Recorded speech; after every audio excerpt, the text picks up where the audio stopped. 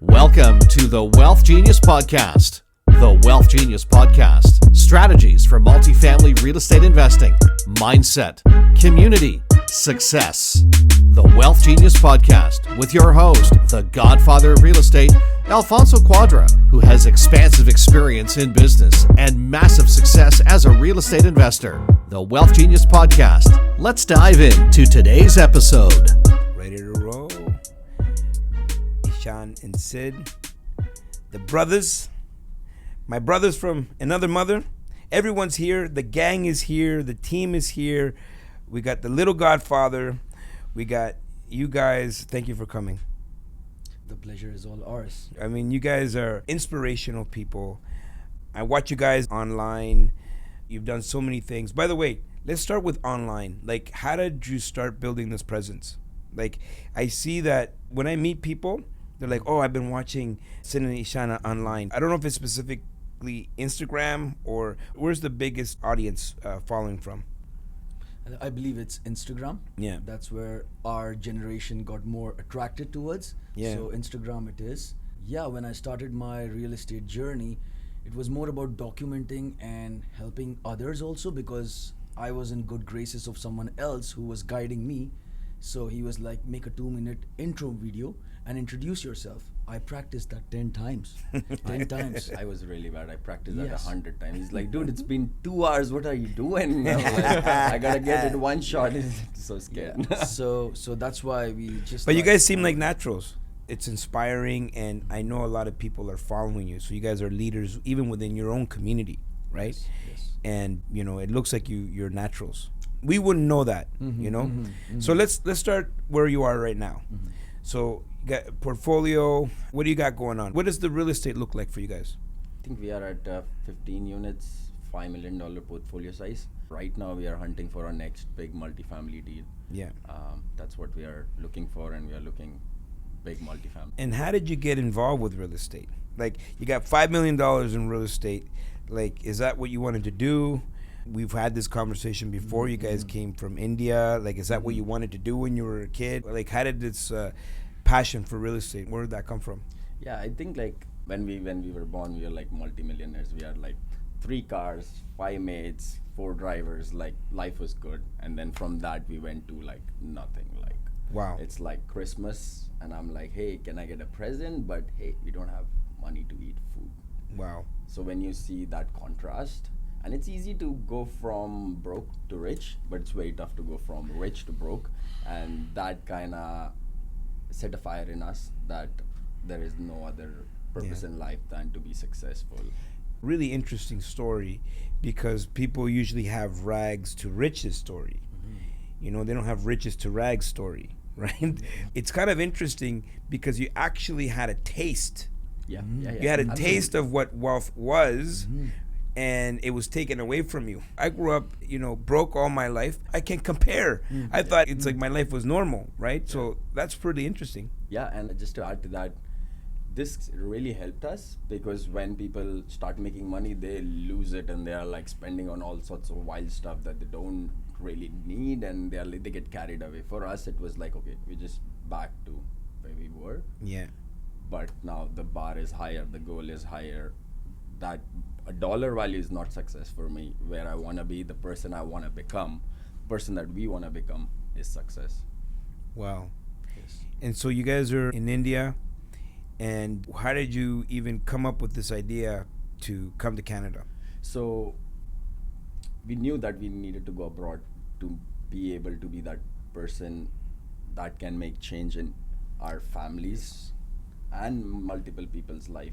And we knew we wanted to go abroad, we needed to go abroad. So my mother, she had this one property, a single mother, she had this one property by herself.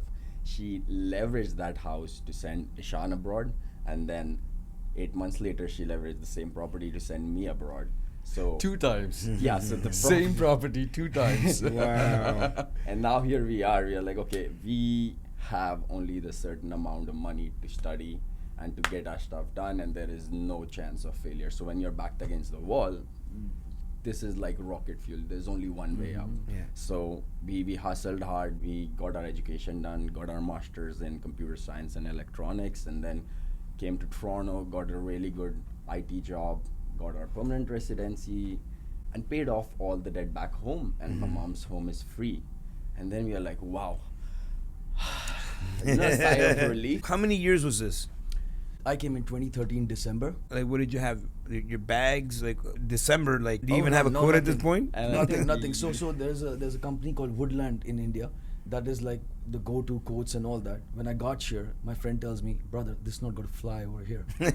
Okay, now do I spend the money which I don't have buying some fancy Canada Goose? I go to Value Village, buy this Adidas jacket for $8. I still remember that. And I was like, bro, this is heaven. You get things for cheap over here. I can survive. Like, cool. Okay, I can buy stuff over here. So yeah, that's when we got to Canada, 2013.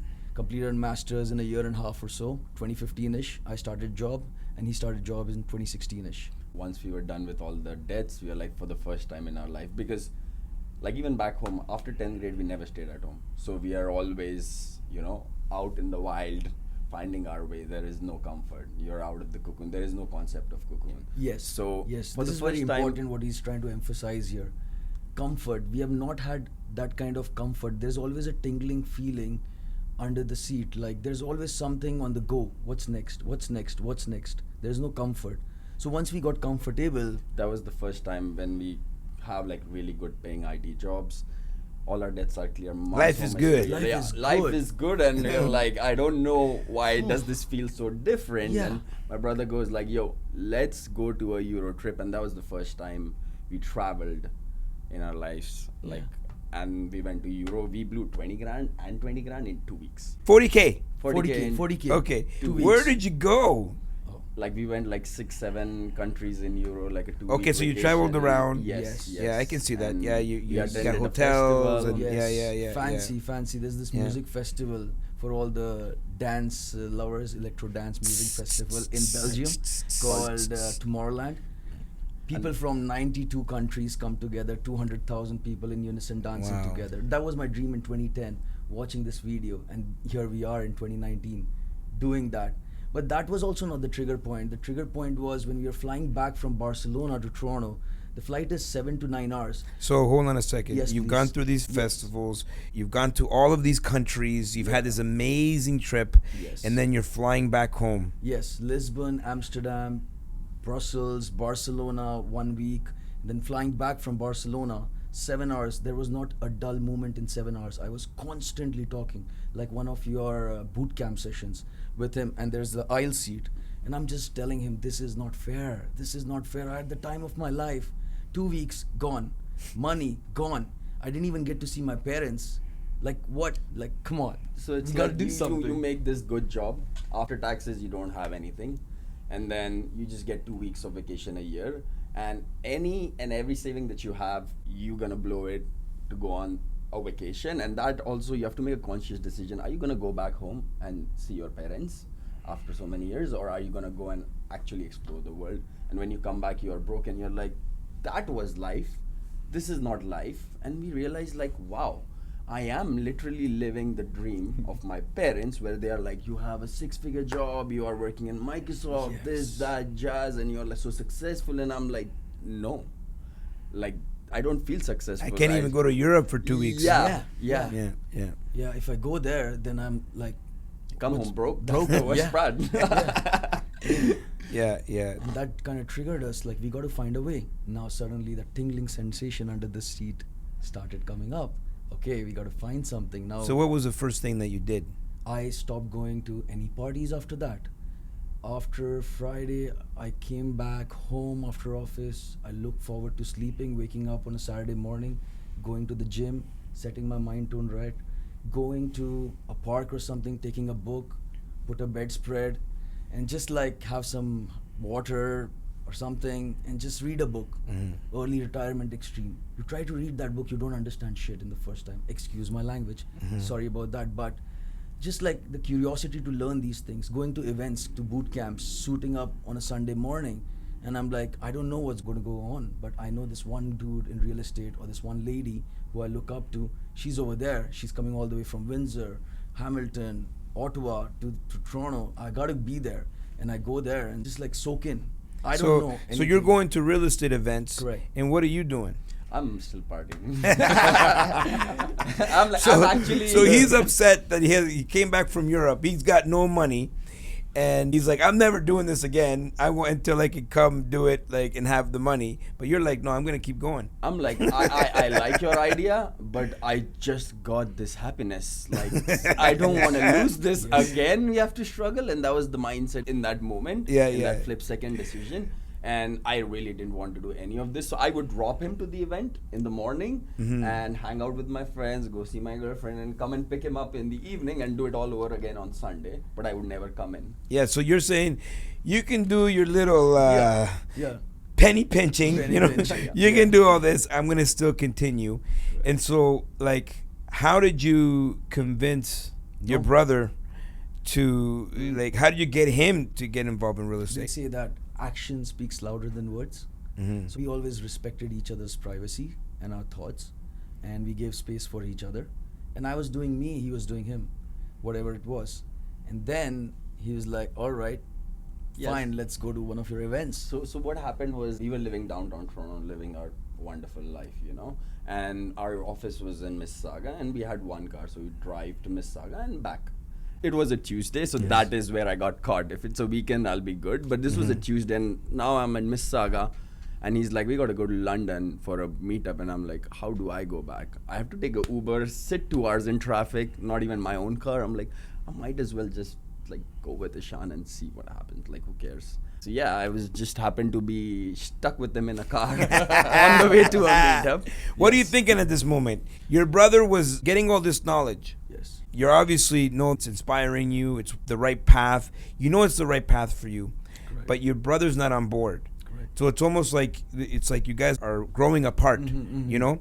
And now your brother's going to come into this. Was it like when you parked there, you said, "Oh, I'm just going to come in," or were you saying, "Oh, I'm just going to come in with you"? No, I was like in Mississauga, I'd go take an Uber back, be stuck in the drive. I might as well just hang out with you. Yeah. And it's a free ticket. Yeah. So I'm yeah. like, well, who cares? So what are you thinking?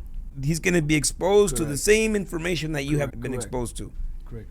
I'm just grateful. I'm just happy. Someone's going to drive me back home at least. That's the first thing I'm thinking. That's my honest answer. Yeah. That's the first thing, because I don't know what he's going to feel about it, or I'm not even pushing him to get in, because I know that this is my path. And Yeah. I'm going to follow my path. Yeah. If he wants to join on this path, let's do it together. That's why I like always respect each other's privacy, because then we flourish in our direction. Yeah. And if we meet, right? Yes. Yeah. Nice. And until then, to be honest, I always thought BRRRR was a scam. They're trying to sell me something. It's a scam. And that day, that fine day, I'm sitting there were 3 speakers. And one of them just hit a chord in me somewhere, which I was like, dude, that guy can do it. I was so able to relate to him. And I was like, he just flipped a switch in my brain, and I'm like, I'm all in. When do you say this to your brother? Because you're still thinking he wants to go party. He's just there out of convenience. When is it like, bro, I'm in? On the drive back. like I was happy. We are quite entrepreneurial. We have like my mom, my dad, they are like businessmen and businesswomen, and we've seen the kind of money you make and the fulfillment you have and the freedom that comes with it. Yes. And you know, no matter how much you do in a job, you'll never get that. So we respected that and we wanted that. And this was the first time I found a way. I always knew I'm gonna be a millionaire. I just didn't know how and when. And for the first time in my life, I'm like, I know a way, and it's real, and it's not a scam. And someone did it, and I can relate to him. I can do it. And I was like, Yeah. on the way back, I'm like, bro, I'm in. Let's do everything together. Wow. That's inspiring. I want to know what he was thinking at that time. Yeah, what were you thinking? I was just happy that time. Honestly, I was just happy. Finally came to the same path. I'm just happy now. I'm Yeah. very happy. And so what do you guys do now? What's the first thing that you do? After that, Yeah, you're like on the way home, like Yeah. what you start looking at real estate together, yes, you know, what yes, we call our landlord in Windsor, where we did our masters. He has 10 or 20 houses, this Chinese landlord. And I remember he was a database guy back in the day. So he connected with me on the database terms, in the software terms. I'm like, dude, I want to buy all your 10 houses. Let's meet. We go meet him. We try to understand how to, talk to people and this and that. Now we are newbies. We are penny pinching for a few dollars, and we are Very Indians. bad. We are smart. Oh, sorry, cheap. Cheap is the word. Okay, that's Smart. Smart. All right. So at that time, I understood that in everything, if you want to accelerate your life and you really want that, you need a mentor. We found a mentor that time, and this mentor was that time not looking for. He didn't have a program or something, but I loved this guy, and I told him like, listen, I will provide you value at whatever level you want, like anything. I can film your videos, I can do some documentation. So we used to meet on a weekend in Starbucks, and we used to create a Rolodex. Like I used to call all property managers of Windsor, plumbers, electricians, junk removal, and everyone, and just create this data set and see him talk to other realtors, other property sellers, and I'm helping them whatever I can. And he's like, all right, that's cool, free help, that's amazing, and someone's hungry, perfect.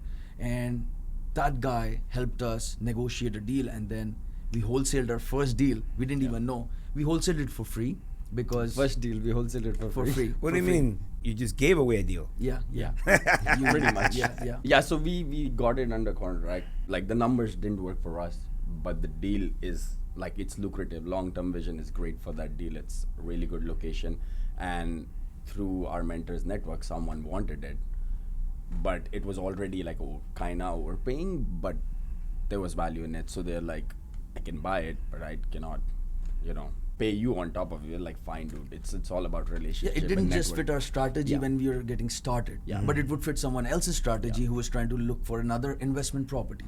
And now my mentor was like, okay, fine, I'll help one of my folks, JV partners or something. Now I could ask him for some money, but my parents taught me this one thing.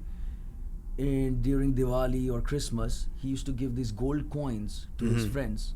I'm like, God damn, why are you giving gold coins away? Like, I don't know, like, who would give a gold coin? He's like, business is not done on the table, at the business table, in the business meeting. This is where business is done. Relationships. You build relationships. So building relationships is very deep rooted in us, because we have seen the highs, we have seen the lows. That has humbled us. So we don't go for the money. We go for the something bigger than that. We're going for the experience. If I can make you feel amazing right now, I feel fulfillment, right? Yeah. And if I can make you feel that, then it's like we are just creating these elements of, like memories. And yeah, that's what I would say. So giving it for free was not a problem, Yeah. because we were learning from him, which was priceless. It was priceless Oh my because God. that accelerated our growth like Crazy. like Yeah. crazy. You want to say what happened next? I know you guys. Okay. So we wholesaled that deal. Then we asked the guy, okay, Mr. Landlord, my friend, what are you selling next? I sell after 1 year because I don't want to get so much tax. I'm like, cool. Why don't we see the property? We saw the property, we locked it up for next year closing. I haven't bought a single property, and I bought a property with closing of next year already. And then I go, the next property I buy at 5% down deal. I didn't even see the property. Off I just market, bought it didn't off even market see, without bought it, closed it. After 5 days, we have gone and seen the property actually. But the numbers worked, and location was great. There was value in it. But we did a lot of homework before that. Absolutely. We lost so many deals. We We were lost so like, many deals why on is that life street not fair? Why is some rich guy with a big bag getting that property? Like, this is not fair. This was in the height of the market, right? This 2021. was, this was 2020. COVID 2020. COVID, COVID yeah, hit, yeah. we are on a buying spree. Yeah.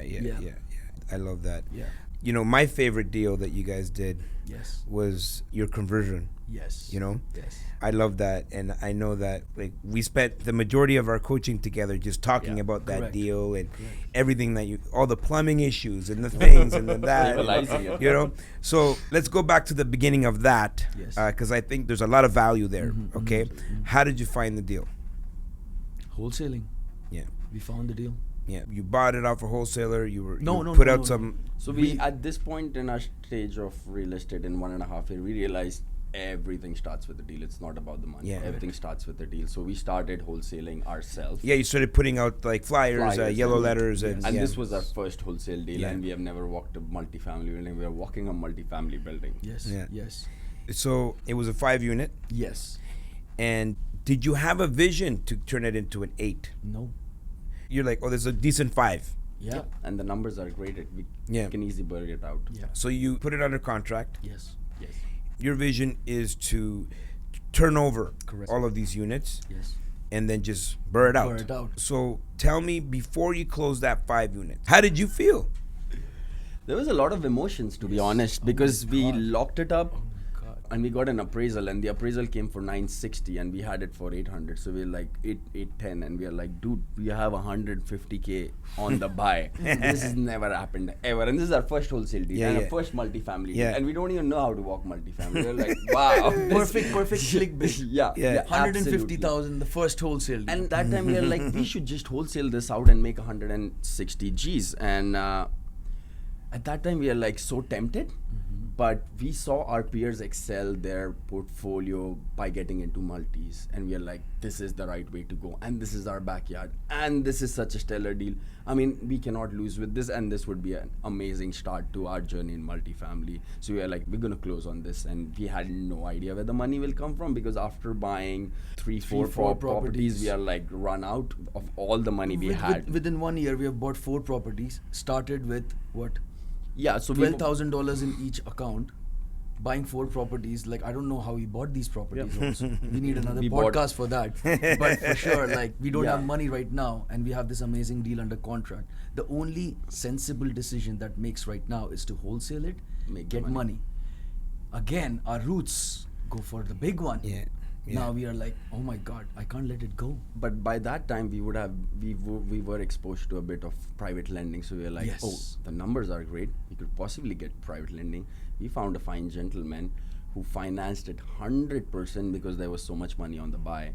So there was 0% down payment coming from us, and we closed on that property. And so at what point do you guys pivot and say, wait a minute, we're going to add 3 more units here? You know, like at what? Because you own the thing. Correct.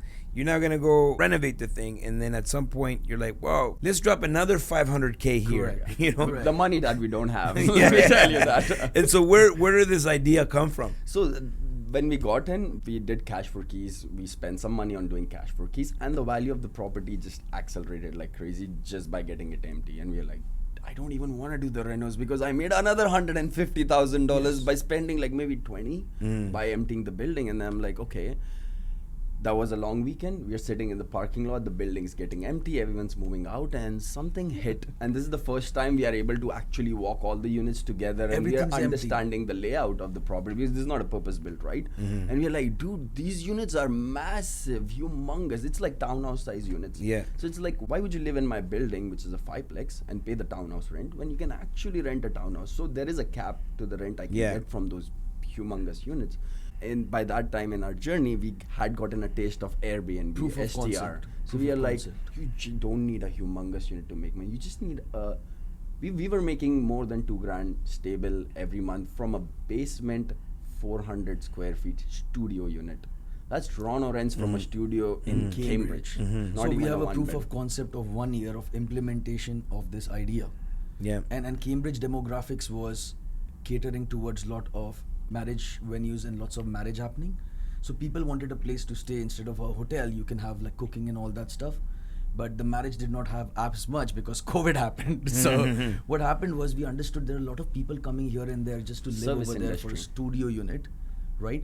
And we are like, if we can make $2,000 in 2020 from a 400 square feet basement, why can't we have more of these instead of a big gigantic 3-bedroom unit? I showed you the picture. The guy has a billiards table in in that. his bedroom. Like with the bed. That doesn't make sense.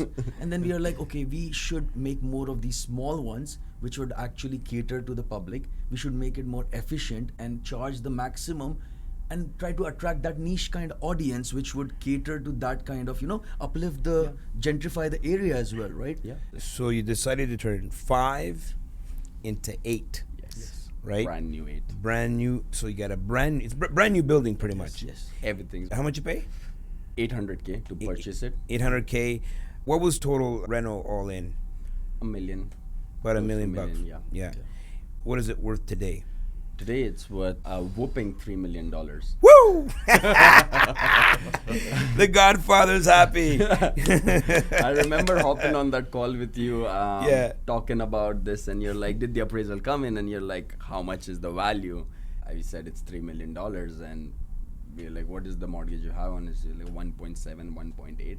And you go like, oh, welcome to the Millionaires Club. How do you feel? I'm like, yes. How did I it look feel though? How did it sexy. feel? Sexy, sexy, sexy. That's Oh how my I became God. an overnight millionaire. Yeah. It didn't even hit me until you told that. Like I'm like, oh, we have some $1 million. Okay, we make million. That's a really inspiring story, guys. I know you have a lot of wisdom, so let's tap into that wisdom. What are some tips that you can offer? You know, maybe 2 or 3 tips that you can offer someone watching right now. Maybe they haven't done their first deal, maybe they're about to do their first deal, or maybe they want to, but they don't know what to do. It's about picking a direction and starting to walk in it. It does not matter how quickly you have so many units or how many properties you have or how much money you make. I can assure you whatever goal you'll set for yourself right now, 5 years down the line, you'll be looking back at you like, I wish I would have dreamed bigger because I am killing it. And there'll always be an imposter syndrome part of you which will always like stop you or hinder you or even stop you from believing in yourself. You have to believe in yourself and you have to give it your all. And as long as you're walking the walk, every day if you do what you're supposed to do, you're a rock star. It does not matter how many units you close, how much money you have, none of that matters. You take massive action every day, and as long as you do it, you're a rock star. But that rock star validity is only for a day. You get up again tomorrow and do it again and feel like a fucking rock You don't want to be a one-hit Yeah. wonder. Yeah, not at all. Okay, good. I would say like mentor, always mentor. Yeah. I have been achieving so many things. It's always good graces of God or maybe some human being in terms of God coming to your life and helping you. And that's what I feel a mentor is, right? Truly, like it can be your father, it can be your relative, it can be your neighbor, whoever, it doesn't matter. Every day, everything, someone is making your life easier. Now this mentor, people think like, okay, this new age thing of like, mentor is this and they're selling that and this. No one's selling nothing. What do you want? You go get it. What do you think is the right way to get it? You just do it. Try the hard way. And then you'll be like, should have spent this money or invested this money on someone. Someone can make the way easier. So I think mentor is very important. And the thing which he's saying, rent is due every day. Yeah, I love it. Quotes. Leave us with the quote that has inspired you the most. I see no better life purpose than to perish in achieving the great and impossible. Ishan?